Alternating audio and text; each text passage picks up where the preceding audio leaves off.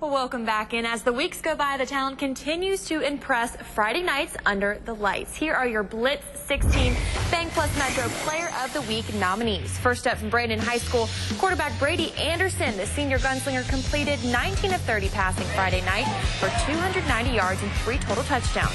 Next up, senior defensive tackle Nathan Perry from Germantown High School. One of the Mavericks' top defensive players, Perry finished the game with 6 tackles, 3.5 sacks, 4 quarterback hurries, and a blocked PAT in their shutout victory over Vicksburg. And finally, Provine High School running back Quindarius Washington.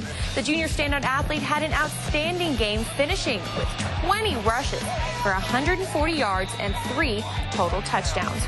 All right, now this is where you, the viewers, come in to vote. You can dial 601-923-1986 and follow the instructions, or you can go to WAPT.com on your desktop or laptop and click on the Blitz 16 sidebar menu, then to the Blitz Vote Now button, and scroll down until you see the tab Now to Vote. Voting closes Wednesday at noon, and Sports Director Josh Jackson will announce the winner that night on 16 WAPT Sports. Some Sunday NFL action for you now. Tonight we've got Dak Prescott and the Cowboys squaring off with the Chicago Bears. That game just now ending, so unfortunately we couldn't show you highlights in time, but it's Dallas coming out on top.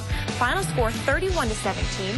While the Saints get one more day of rest, they'll host the Atlanta Falcons tomorrow night, 7:30 kick as well.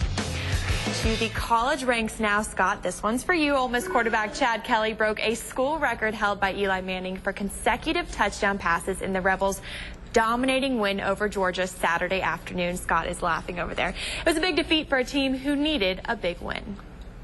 We just beat a top 15 team pretty bad, pretty soundly. I'm pleased.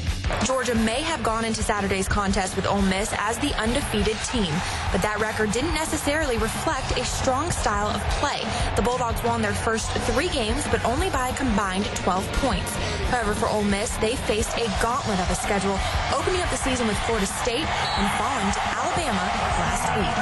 We were mad.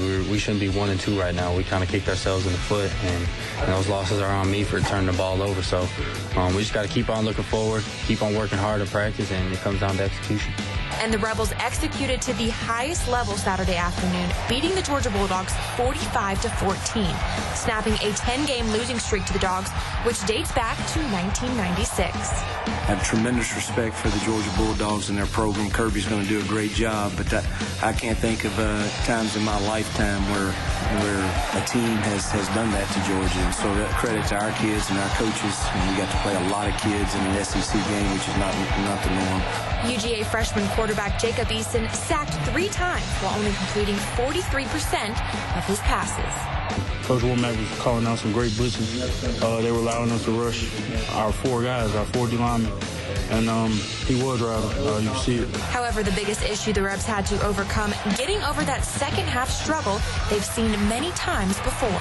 We went up like 17-0, and I got really excited, really hyped, and I was like, keep composed. I was going up and down the sideline. I was like, we've been here before, let's finish. The Rebels finished, no doubt. This margin of victory is the largest against a top 25 opponent since Tennessee back in 1969. Well, up next for the Rebs, they'll host Memphis on Saturday, one of the few teams they lost to last season. College football, let's take a look at that AP poll released today. Not too much shakeup in the front end as many top teams won this weekend. The Aggies up a spot while Tennessee jumps 3 spots after their second half comeback win over Florida. Ole Miss makes a large jump as well to number 16 from a previous 23, while Georgia just slides by at number 25. So there you go, Scott.